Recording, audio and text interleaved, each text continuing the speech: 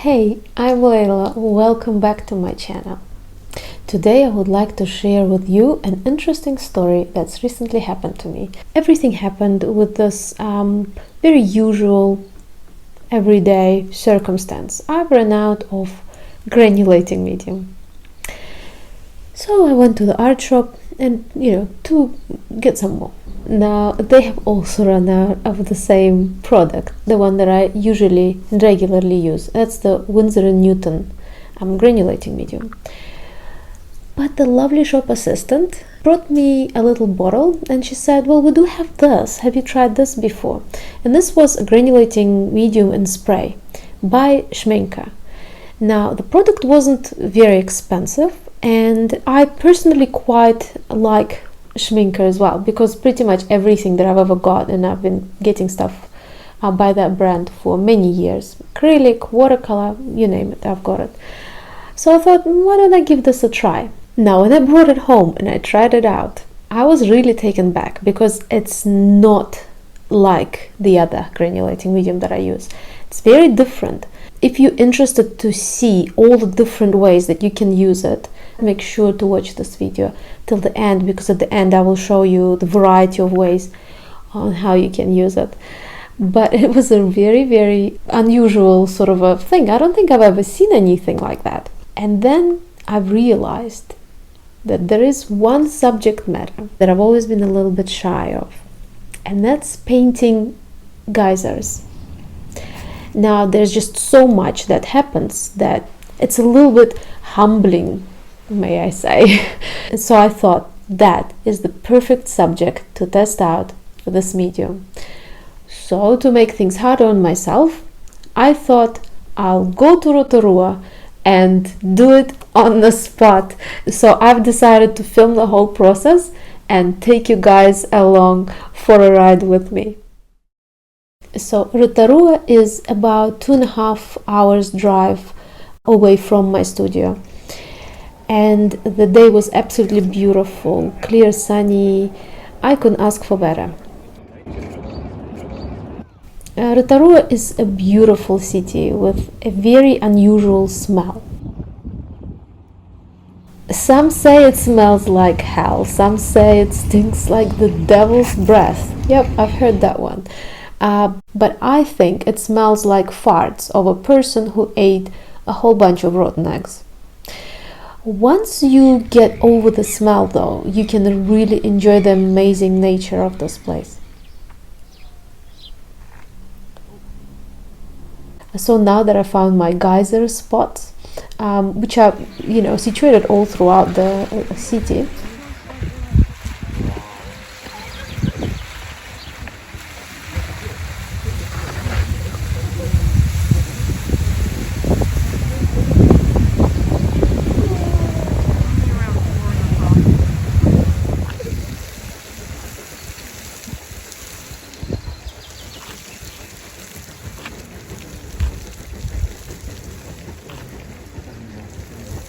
the only thing what's left to do is to find the perfect spot for painting.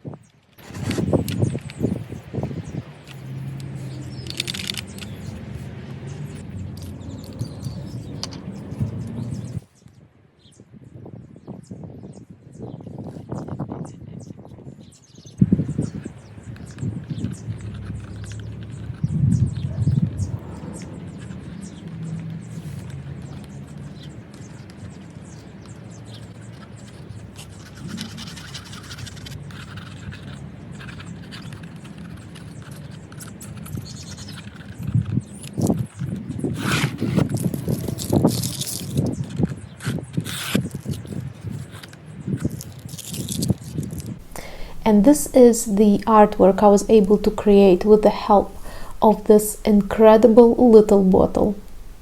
Now let me show you what else you can do with it and where else it can be very useful. Okay, so this is the time of the experiment, and just to show you how this medium, this aqua granulation spray by Schmincke, how it behaves when it is applied onto paint, wet paint, dry paint, and so on. Also, I have noticed that it performs a little bit differently with different types of paper. So what I will show you is what kind of effect it can give you, and then you can make up your mind and where you can use it and what it is good for. So before we start, I just want to say that it is flammable, so whenever you're using it, make sure you don't spray it on with open fire and things like that. I mean, you know, it's sort of, once you see the sign, you have to be aware of this. Okay, so I've got two types of paper here. Both of these types are quite thick, so they are 300 GSM, so they're very nice and thick papers. One is cold pressed and another one is hot pressed. So I have noticed that you can see the difference depending on which paper you're using. I will start with a cold pressed paper. It's reasonably smooth for a cold pressed paper, so it's not extra textured. Also, one more thing I would like you to pay attention to is watercolor paint. Watercolor paint also comes in a little bit differently. Like, for example, there are some kinds of pigments that tend to granulate more, and some pigments that tend to granulate less. Now, pigments that are finer, pigments that stain the paper more, they're less granulating. So for those of you who love painting with very smooth colors without much texture to them, then these are the colors that you can go for.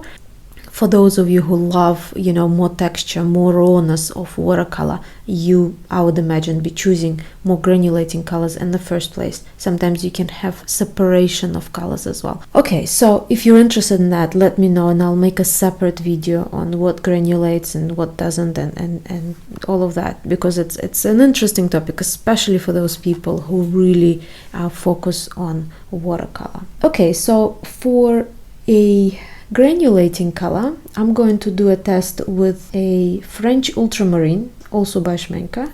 So first I'm going to use it quite dry, so this will be my dry test. I'll let it dry a little bit more. Then I will be doing something that's somewhat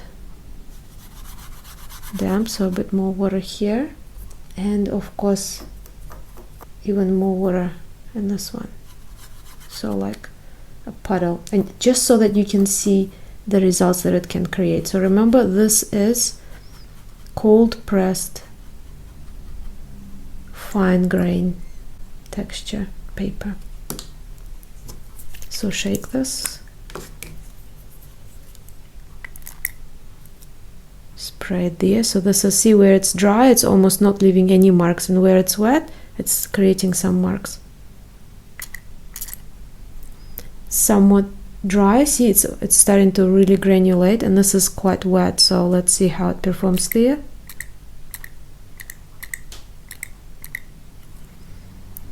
And let's see what it's like when it dries as well, because I've noticed it can change as well.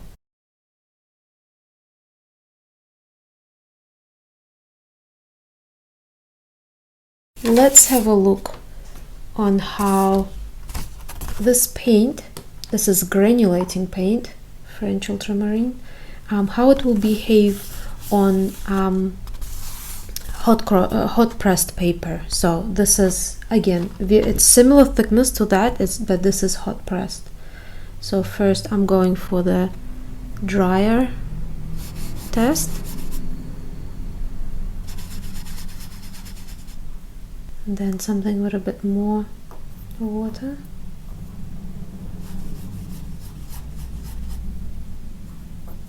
And then even more. I'm also going to let this paint sink in a little bit more, just because hot pressed paper doesn't seem to absorb the moisture so quickly, so you don't have to work as fast. But remember, this paint is already naturally granulating on its own. See, even without adding anything, you can already see a little bit of granulation happening. If you are enjoying this video, please remember that just starting from $2 a month, you can support this channel and help me create more videos and more adventures for you. So to do that, you can just head over to Patreon and check out my Patreon page there. I will leave the link down below. You can also get extra perks, like for example going in the drawer to win my sketches.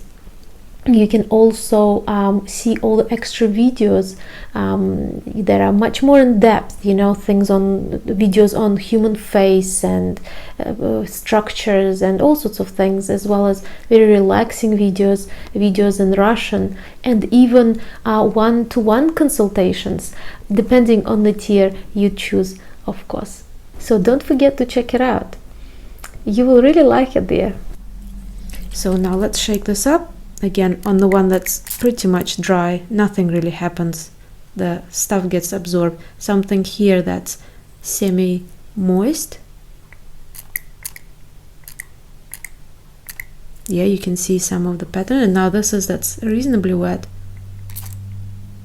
Let's see how that behaves. And I'm going to leave this to dry as well, so we can compare what it looks like damp to when it dries.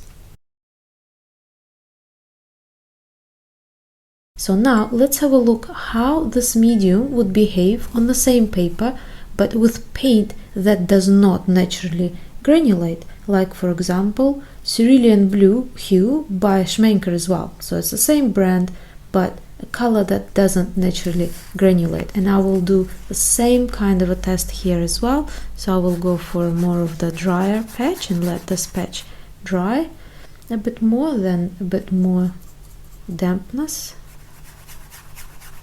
So this is cold pressed paper. And then something with lots of moisture. Of course, you also have to remember that the darker the paint, the more obvious the patterns will be. And you can see how much smoother this paint is compared to that paint, even without any kind of spray or anything like this. Okay, so this is almost dry, but there's still a bit of dampness, there's still a bit of sheen on the surface. So let's see how that works. So this one's a bit more damp, and this is quite damp, so let's see how that behaves. Okay, well, so let's have a look at the results. Quite interesting, isn't it? Now let's do the same thing with the cerulean blue hue. So going for a drier patch, something with a little bit more moisture, and then something quite moist. So lots of water and paint. Okay, so this one now is almost dry with just a little bit of the sheen in the middle there. This one's somewhat damp, and then this still has quite a thick layer of water. You can probably see my ceiling lights reflecting in that one there. So let's see how it behaves here.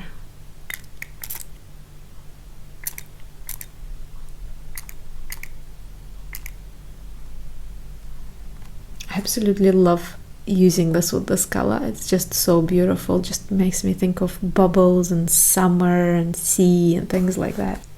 So you can see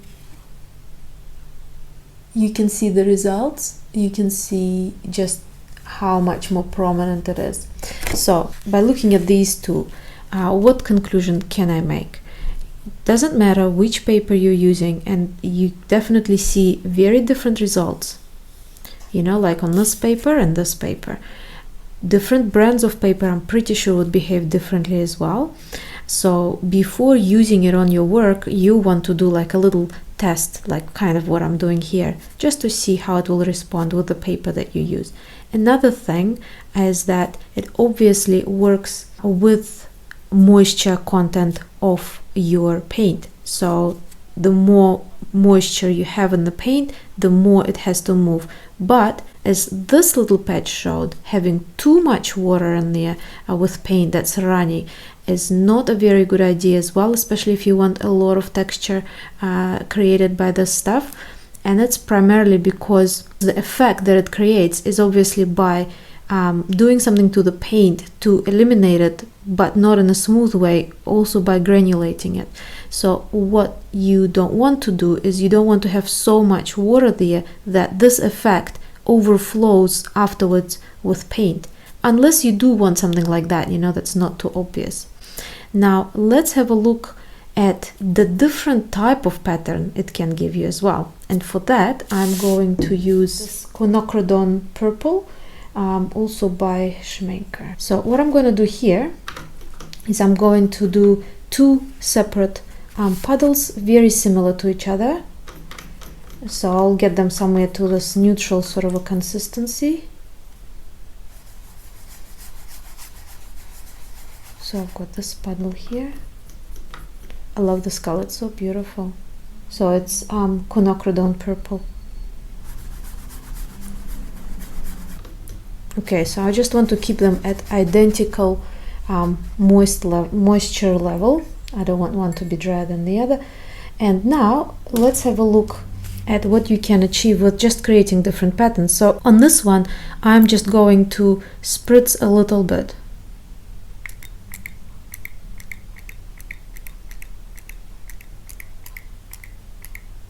You see, so I'm not fully pressing this down, just tiny little spots.